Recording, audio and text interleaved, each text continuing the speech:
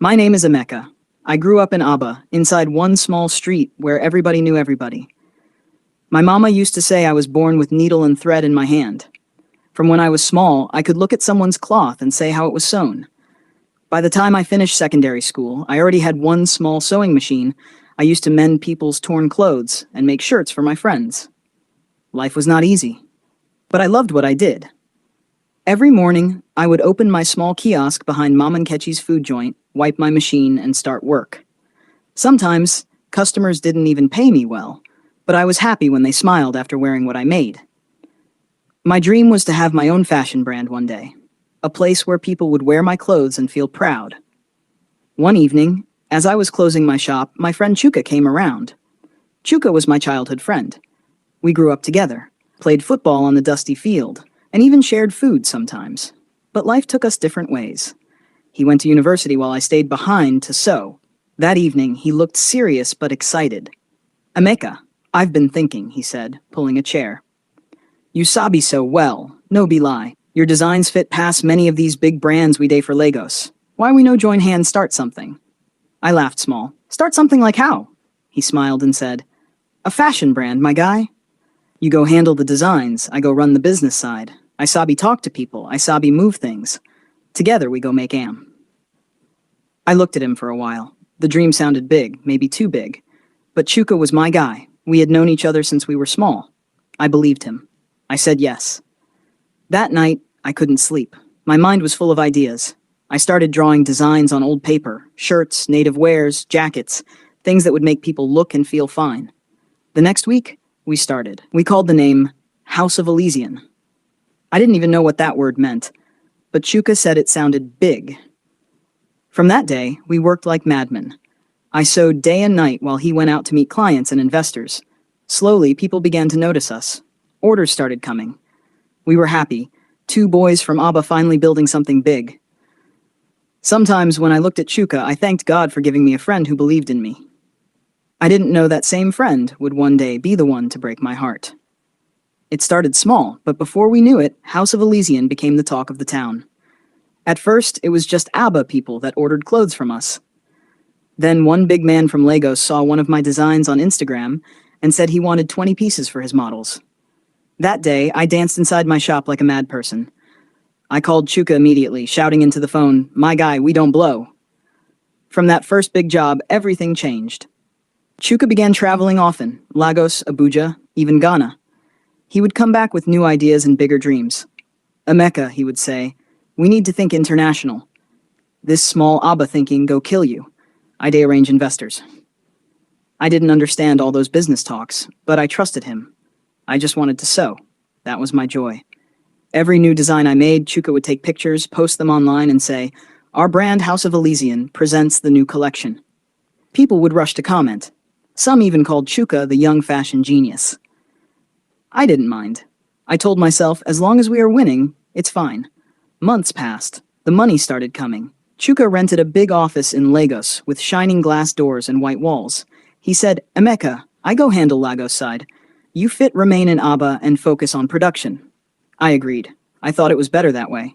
One weekend, I traveled to Lagos to see him.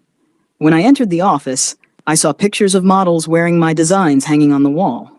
I felt proud. But something inside me broke when I looked closely at the magazine covers on his table. They all said, "Chuka Namdi, founder and creative director of House of Elysian." I laughed at first, thinking maybe it was just an error. But when I asked him, he smiled and said, "Guy, no vex. These people no understand all this co-founder story. I just simplify am. You still be my guy." I forced a smile. But as I left that office, I felt something heavy in my chest. For the first time, I wondered if Chuka was still the same person I used to play football with on that dusty field in Aba. Weeks later, he called me less and less. When I sent new designs, he would reply after days or sometimes not at all. I saw him on TV one day, giving an interview about his creative journey. He didn't even mention me once. I started to feel invisible, like I had been erased from my own dream. One night, after everyone had gone home, I sat in my workshop, staring at my sewing machine. The same machine that helped build that brand. I whispered to myself, is this how friendship dies? Quietly, without goodbye? That night, I didn't sleep. something in me said, Emeka, be careful. The wind is changing. After that Lagos trip, nothing was the same again. Chuka stopped calling me completely. If I messaged him, it would take days before he replied, and sometimes he would just say, I'm busy, bro. I'll call you later. But that later never came. One day, a customer from Port Harcourt came to my shop with one designer shirt she saw online. She said she wanted the same thing. When I looked at the picture, my hand started shaking.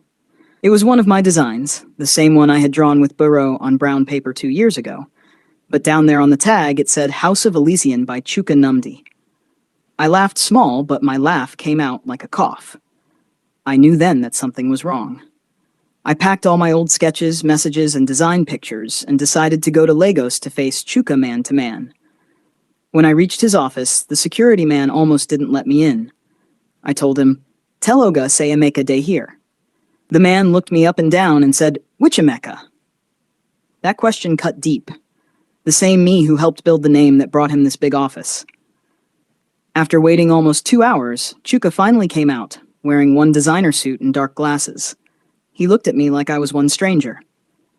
Emeka, he said slowly, you no suppose come here like this, I get meeting. I swallowed hard and said, Chuka, why you remove my name from everything? I thought we were partners. He sighed and said, Guy, calm down. Nummy build the brand now, you just stay help me so. You no get paper we say you co-founder. I couldn't believe what I was hearing. My throat became dry. So all those nights we I no sleep, all those designs we I make, no mean anything to you. He smiled, that kind of smile that has no heart inside it. Business is business, my guy. You should have been smarter. I felt my legs shaking, but I managed to walk away quietly. I didn't want to cry in front of him. Outside, I stood by the road, watching cars pass, hearing their horns mix with my heartbeat. Everything I had worked for was gone. My name, my dream, even my friend. That evening, I returned to Abba. When Mama saw my face, she didn't need to ask what happened. She just hugged me and said softly, My son, when a snake sheds its skin, you don't beg it to be your friend again. That night, I sat beside my sewing machine and whispered, If he took my name, he can't take my hands. It was the beginning of a new kind of pain, one that burns quietly but deeply. Years passed, and life slowed down for me. I was no longer that happy boy who dreamed of fashion shows and magazine covers.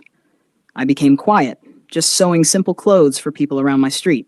My shop was small, the signboard already fading, but every stitch I made carried part of my story. Chuka's brand, House of Elysian, had blown beyond imagination. I would see his face on billboards, TV adverts, and fashion magazines. Sometimes, people would even bring his designs for me to copy, not knowing I was the one who created those very designs in the beginning. Each time I saw his picture smiling, something inside me twisted, but I kept telling myself, God sees everything. One day, truth go show face. One evening, a young girl named Ada came to learn sewing in my shop. She was a smart and lively girl who always used her phone to check fashion pages. One day, she ran to me shouting, Uncle Emeka, come and see-o. This design looks like your own. I walked to her side and looked at the screen. It was a new House of Elysian collection posted online. The jackets, the patterns, even the thread color, it was mine. I had drawn those same designs years ago. My heart beat fast. Where you see this? I asked quietly. Instagram, she said. Everybody is talking about it. That night, I brought out an old box from under my bed. Inside were my sketches, cloth samples, and even old chats between me and Chuka. I started reading through them one by one. My hands shook as I remembered how happy we were back then, how I used to send him pictures of my designs, and he would reply with words like, Perfect, bro. Tears dropped on the papers as I whispered, So this is how he stole everything. I decided to write my story down, to gather every proof I had. I didn't have money for lawyer or big people, but I had truth. I scanned everything and sent them to one of my old customers who was now a journalist in Lagos. 2 weeks later, my phone began to ring nonstop. My story was online. The headline said, The Forgotten Tailor Behind House of Elysian. People started talking. Some believed me, some said I was lying to spoil another man's success. But I didn't care. For once, my name and my story were being heard. Chuka tried to call me that night. I stared at the screen, watched his name flash again and again, then pressed end call. I didn't want to hear his voice. For the first time in years, I slept peacefully. The pain was still there, yes, but this time it came with a quiet strength. I knew the road ahead would not be easy, but I was ready. The truth had finally woken up, and it was no longer afraid. The news spread faster than Harmattan fire. Everywhere on social media, people were talking about the tailor from ABBA who built a fashion empire but was erased. Some praised me, some mocked me, and others said I was just chasing clout. But deep inside me, I knew this fight was not about fame. It was about respect. After a few days, one big law firm in Lagos reached out to me. The lawyer, a calm woman called Barrister Emeka, said she wanted to help me for free. She told me, "Emeka, you have proof. Don't be afraid. We will take this case to court." When she said that, I almost cried. Nobody had ever fought for me before. We gathered everything, the old sketches, the WhatsApp messages, even the first company logo that had both our names before Chuka changed it. The case started, and the whole thing became like movie. Reporters came, people filled the court. Chuka entered one day wearing fine suit and dark glasses, still looking proud.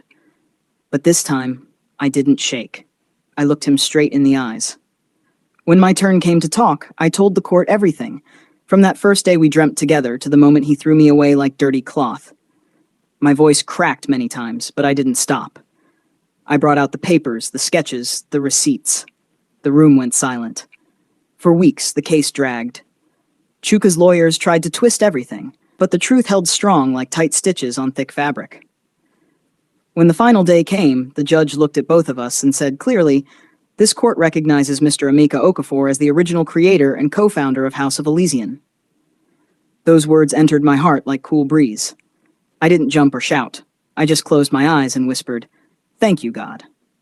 Chuka stood there, looking lost. He wanted to say something, but no words came out. The judge ordered him to pay damages and publicly apologize. That was the end. Weeks later, people moved on to new news. But for me, life began again. I used the small money I got to open a new workshop. I called it Emeka Originals. My name, my truth. Young tailors started coming to learn from me. I told them, never let friendship blind your sense. If you create something, protect it. Sometimes I still think of Chuka. I don't hate him anymore. Maybe one day, he too will realize that stealing another man's dream doesn't make yours brighter. Now, when I sit at my sewing machine and the thread runs smooth under my fingers, I smile and whisper, "They took my name once, but not my hands." Because in the end, I didn't just sew clothes. I sewed my pain into strength and my story into peace.